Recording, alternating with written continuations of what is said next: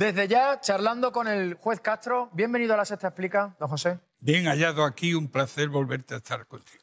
Me alegro de recibirle aquí. Vamos a hablar enseguida de este libro que ha escrito, El caso Nos, muchas preguntas, y vamos a intentar revelar, no hay que hacer spoilers, si cuentas aquí cosas que todavía no se habían contado. Pero bueno, vamos enseguida con eso, pero quiero empezar por la actualidad. Acabamos de escuchar las reacciones de esta misma semana de muchos de los miembros del Gobierno sobre el tema que hoy es noticia, esta misma tarde. Hemos conocido, pues eso, que el juez Peinado ha comunicado, en este caso a la defensa, Begoña Gómez no ha asistido, que de ser procesada sería por malversación y sería delante de un jurado popular. Esto es lo que marca la ley, ¿no? Para que lo entendamos. Sí, esto no es realmente una decisión innovadora del juez Peinado. Esto es lo que marca la ley reguladora del jurado. Y es probable que en el punto en el que estamos procesalmente hablando veamos, o se puede dar por seguro o casi seguro, veamos a Begoña Gómez en el banquillo. ¿La vamos a ver en el banquillo de los acusados? Yo confío que no. Confío que no, porque sería... ¿De qué va a depender eso? Dependerá del propio juez Peinado. Si abre o no, la decisión de abrir el juicio oral corresponde al señor Peinado. Y tal como lleva la instrucción, aunque yo confíe que esa apertura del juicio oral no se llegue a producir, pero yo del juez Peinado puedo esperar cualquier cosa. La verdad es que no lo tengo nada claro. Lo que sí parece más o menos, o eso dicen los datos, probable es que en caso de haber un juicio sería ante un jurado popular y habría muchas probabilidades de que el resultado fuera condenatorio. Lo digo porque, según dicen las cifras, el 92%, 92,9% de los casos ante un jurado popular acaba en veredicto condenatorio. Bueno, esto es un caso singular, ¿eh? Yo no tengo tan seguro que acabe en un veredicto de culpabilidad. No lo tengo nada claro, pero mi deseo es que no se llegue al circo del juicio por tribunal de jurado, que esto se archive, se sobresea anticipadamente. Pero me interesa esto. ¿Por qué dice que es su deseo? Por lo que sabemos, por la información que tiene usted, que es la que tenemos todos, y nosotros tenemos toda la información porque lo estamos contando puntualmente en La Sexta. ¿Hay sustancia? ¿Hay delito? ¿Hay pinta que ahí hay material para condenar a Begoña Gómez? Si mañana se llegara a abrir juicio oral para el enjuiciamiento de un delito de malversación de fondos públicos cometido por estas tres personas que hasta el momento están siendo investigadas, si realmente se ha cometido ese delito, yo creo que el señor Peinado merecería un enfermecido aplauso. Pero es que el delito no se ha cometido, ese es el problema. Que el tribunal de jurado va a juzgar unos hechos que no revisten ninguno, absolutamente ninguno, carácter de delito. Entonces, no sé qué hace el tribunal de jurado haciendo esto. O sea que, en su opinión, el hecho de que esta persona, Cristina Álvarez, la asistente secretaria, llamémosle como queramos, de Moncloa, mandara esos correos electrónicos en nombre de Begoña Gómez, en su opinión, no es un delito de malversación. No lo es, pero permítame que yo reconduzca esto al absurdo, al ridículo. Si un funcionario público y desde un teléfono oficial hiciera una llamada privada, eso, según el señor Peinado, sería malversación de fondos públicos.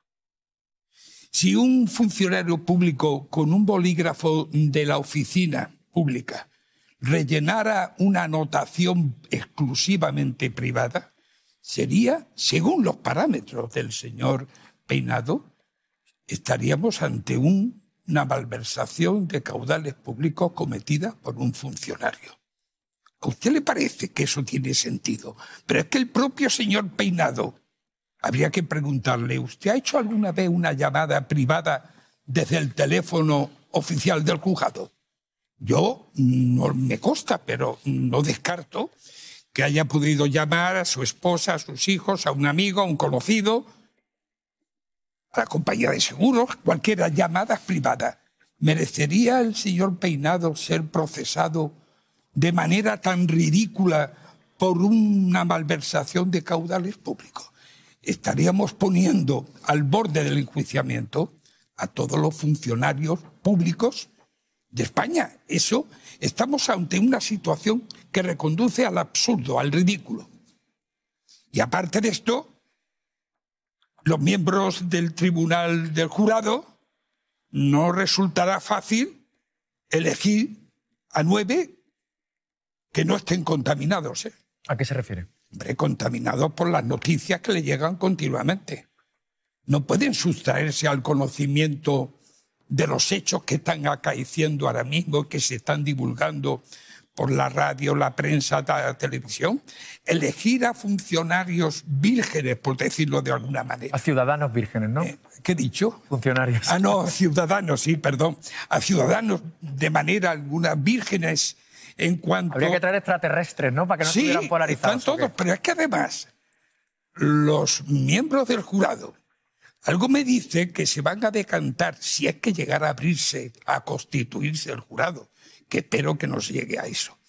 Se van a decantar en su voto por sus preferencias políticas en función de los parámetros que barajan las distintas opciones políticas por las que han optado ellos. Entonces, aquellos que son simpatizantes de formaciones políticas conservadoras, previsiblemente dirían que estos señores que estarían siendo juzgados serían culpables, mientras que formaciones progresistas dirían que no es culpable. Es decir, esto es una farsa, esto es un ridículo, esto es un desastre que no se entiende o que se podría entender.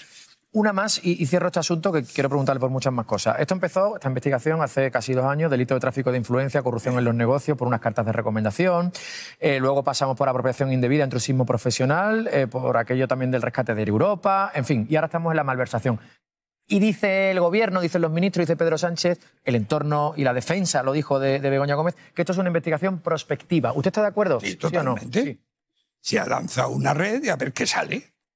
Y al final, pues ha dicho, sí, parece ser que hay unos correos que mandó la asistente de la señora Gómez y a ver si por esto podemos encajar forzadamente, a base de martillazos, en algún precepto penal con calzador. Y efectivamente, pues ha encontrado la malversación de caudales públicos realizada por funcionarios. Y que efectivamente para eso el Tribunal del Jurado es el competente. Ahí no se equivoca si realmente hubiera habido una malversación. Vamos a escuchar algo que ha generado pues un lío tremendo y una reacción de la judicatura importante y obviamente también de la oposición a cuenta de estas palabras de Pedro Sánchez. Que hay jueces haciendo política y que hay políticos que tratan de hacer justicia, sin duda alguna la hay. Afortunadamente es la minoría, pero la hay. Y hacen un daño terrible, un inmenso daño a la justicia. ¿Está de acuerdo en que hay jueces que hacen política? Totalmente. Esto es así. ¿Pero esto es de ahora o esto siempre ha pasado, señor Castro? Ahora especialmente, Yo he confiado siempre en la justicia y he confiado que los jueces no tienen por qué contaminar sus resoluciones con su ideología política, ni con su ideología, con su criterio de moral, ni con su adscripción religiosa, pero hemos perdido el norte, os lo digo honradamente. Yo lamento muchísimo lo que está pasando, porque efectivamente estoy convencido de que se está haciendo política a través de la justicia. Y no es porque yo crea en las palabras del señor Sánchez, que puede decir la verdad o puede equivocarse. No, es que lo estás viendo. En el procedimiento del fiscal general, eso no tiene sentido. Ahí el juez también estaría haciendo política. Hombre, verá usted, que se siente en el banquillo a un fiscal general del Estado, o a cualquier persona, da igual, pero en este caso al fiscal general, que todavía tiene una repercusión mediática muy superior a cualquier ciudadano. Se siente en el banquillo, acusado de revelación de unos secretos que el propio titular del secreto ya lo había divulgado, mandándolo al buzón genérico de la Fiscalía, a la Abogacía del Estado, al señor Rodríguez, Miguel Ángel Rodríguez, quien lo publicó, pero falseando la verdad. Y que además hay una serie de periodistas que han afirmado ante el propio juez instructor que ya conocían este correo electrónico antes que el fiscal, dígame si usted cree que con estos indicios hay razón para abrir juicio oral a nadie. Ahora, esto, si me pregunta esto, ¿qué es? ¿Hacer política? Pues igual usted le puede llamar de otra manera, pero desde luego que esta calificación nos puede estar rondando, no es descabellada. Fíjese que algo parecido dice Díaz Ayuso, esto de que hay una operación de Estado, incluye también en este caso a la jueza, que ha instruido el caso del presunto fraude fiscal, bueno, y unos cuantos delitos más de su novio. Ha dicho esto, vamos a recordarlo y le pregunto. Que ha habido una operación de Estado contra un adversario político, que todos los poderes se han organizado, que nos querían mandar gotitas de cianuro. Que hay una operación de Estado en el momento en el que se han visto como fiscales, la propia Fiscalía General del Estado, la Abogacía del Estado, ministros, se han prendido sin límites. Porque todos los poderes del Estado han actuado contra un ciudadano particular. Son ustedes unos mafiosos y unos estalinistas trabajando contra el adversario. Ya no sé qué va a ser lo siguiente, que nos espíen los teléfonos, que nos sigan por la calle. Y si el Gobierno organiza operaciones de Estado contra la Guardia Civil, ¿qué no estarán haciendo para la inspección fiscal de un paisano? Ya no hay Estado de Derecho, ya no hay separación de poderes y, por tanto, todo el que sea incómodo será dilapidado y acuchillado. Isabel Díaz Ayuso, que claro, dice esto, pero lo cierto, recordemos que se va a abrir juicio oral, se va a sentar en el banquillo su pareja por 2 presuntos delitos fiscales, falsificación en documento mercantil, delito contable continuado, pertenencia a organización criminal. Pero ya dice que es una operación de Estado. ¿Aquí está también haciendo política la jueza o no? Esta no? Señora, aparte de eso, lo que tendría que hacer es someterse a tratamiento psiquiátrico. ¿Por qué dice eso? Porque esta mujer lo que dice son estupideces. Bueno. ¿Qué quiere usted que le diga? Esa es mi opinión. Sí, no, me parece. No como juez. Yo aquí no estoy como juez. Estoy como un señor que viene aquí a someterse a un interrogatorio, no en calidad de imputado, pero si lo quiere hacer así, hágalo también. No, hombre, no. Pero que lo que dice esta señora es absurdo. Si su pareja sentimental manda un correo electrónico a la Fiscalía diciéndole que se reconoce autor de 2 delitos contra la Hacienda Pública, eso que se lo ha inventado la agencia tributaria, se lo ha inventado la Fiscalía, la jueza Inmaculada se lo inventó también. ¿Quién se lo ha inventado? ¿Qué operación de todas las instituciones del Estado hay en contra de la pareja del señor Ayuso? Estos son estupideces, que me perdone la señora Ayuso, pero esto es ridículo totalmente. Pero fíjese, y por matizar... Pero alguien lo convence. Sí. Bueno, mayoría absoluta en la Comunidad de Madrid. Sí. Igual la saca también. Respecto a este asunto, muy rápidamente, es que su jefe de gabinete, Miguel Ángel Rodríguez, claro, puso un tuit tras conocer la apertura del juicio oral. En el tuit señalaba a la jueza, decía que esta jueza es hermanita, decía textualmente, de un tipo al que Marlaska ha ascendido. ¿Por qué? Ahí estamos viendo el tuit. ¿Por qué las asociaciones de jueces no han salido, por ejemplo, en tromba en este caso, como sí han hecho en otras ocasiones, como cuando, por ejemplo, el presidente Sánchez dijo lo que dijo, que hay jueces que hacen política? En este caso, no sé, la Asociación Profesional de la Magistratura, que es la mayoritaria, no ha dicho nada, no ha salido a defender a esta jueza. No, ¿por qué es esto? ¿Por lo que decía antes de que hay jueces que hacen política o por qué? Ni tampoco la presidenta del Tribunal Supremo salió a decirle a los 10 vocales conservadores que proclamaban en la apertura del año judicial que se apartara de la mesa presidencial el fiscal general y que se buscara otro sitio ajeno a la mesa presidencial al ministro de Justicia. ¿Usted le parece que es un comportamiento de los vocales conservadores del Consejo General del Poder Judicial? Eso no es hacer política. No es administrar justicia, lo que dice Ayuso, que todo esto es un complot en contra de su pareja. Esto también es desacreditar a la administración de justicia. Por rematar este asunto, que quiero hablar del libro. No, y si quieres seguimos. No. Los jueces, señor Castro, vamos a simplificarlo mucho. O la mayoría de los jueces en este país, digo por todo esto que se habla de que hacen política, diría que son de derechas. La mayoría sí. La mayoría sí, por varias razones. Porque para aprobar la oposición hace falta una serie de años de estudio que son incompatibles con trabajar por cuenta ajena. Entonces son personas que tienen naturalmente que disponer de unos recursos que seguramente se los proporcionan sus propias familias. Por lo tanto, estamos hablando de familias adineradas, que eso no es malo, pero que suelen ser conservadoras. Por eso la medida del ministro de Justicia de instituir una serie de becas para que puedan cursar la oposición personas que no dispongan de tantos recursos me parece una medida correcta. ¿Que eso asegura que la justicia esté al alcance de todos? Bueno, pues quizá no, pero es un paso, ¿eh? Entonces creo que sí, que la mayoría suelen ser, no todos, pero la mayoría suelen ser de derecha, sobre todo los que integran la asociación profesional de la magistratura. Yo nunca he estado en ninguna asociación, no he estado adscrito absolutamente en ninguna. Venga, vamos al lío.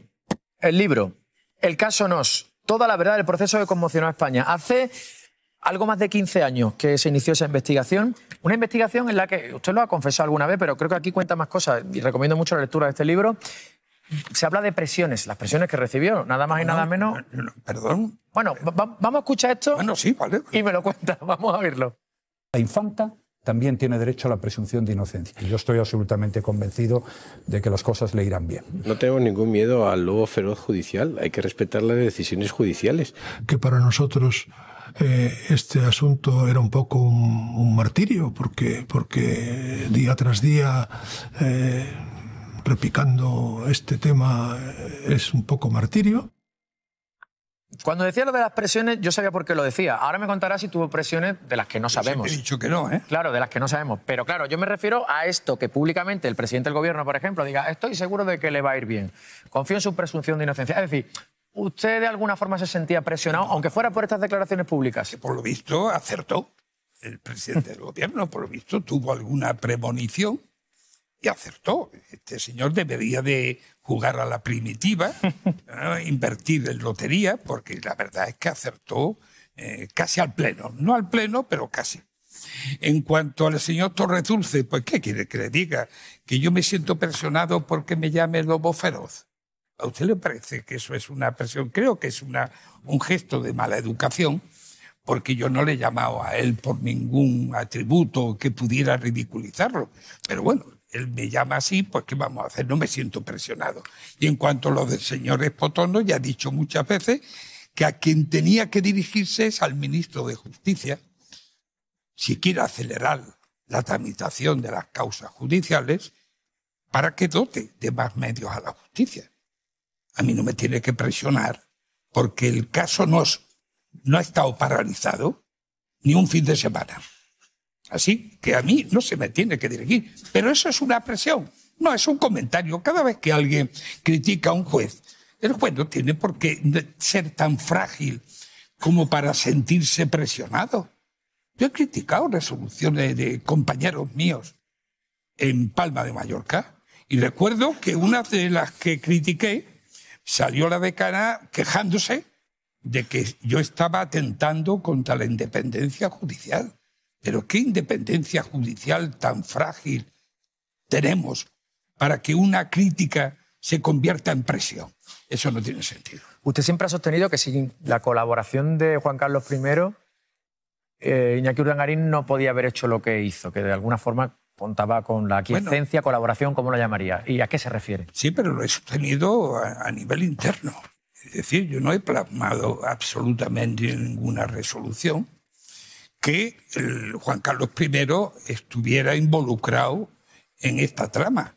Lo he pensado, si se me permite. ¿Tuvo algún indicio en algún momento del que si a lo mejor hubiera podido tirar? Pero es que no podía tirar. ¿No podía tirar por qué? ¿Por qué? Porque estaba el artículo 56.3. Que es el de la inviolabilidad. Claro, ¿qué hace? O el de la impunidad. ¿Usted cómo lo llamaría? Ahora ya viendo todo lo que ha visto. ¿Que el rey era inviolable, Juan Carlos I, o que ha sido impune, más bien? El calificativo de inviolabilidad, de inviolable, tiene distintos sentidos según a la persona que se le aplique.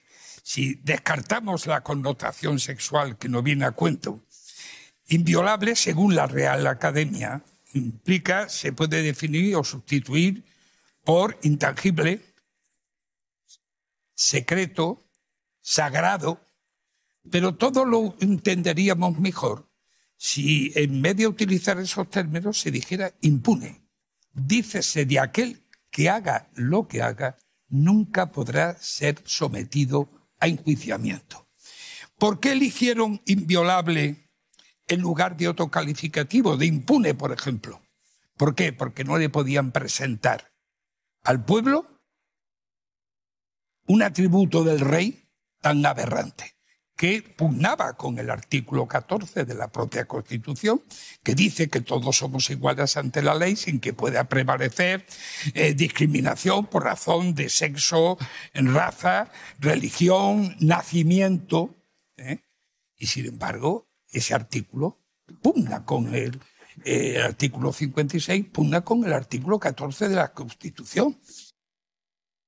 Y eso se ha permitido y se sigue permitiendo. Y los que redactaron este artículo, que fueron más de 7, que fueron cientos, los que hicieron el borrador fueron 7.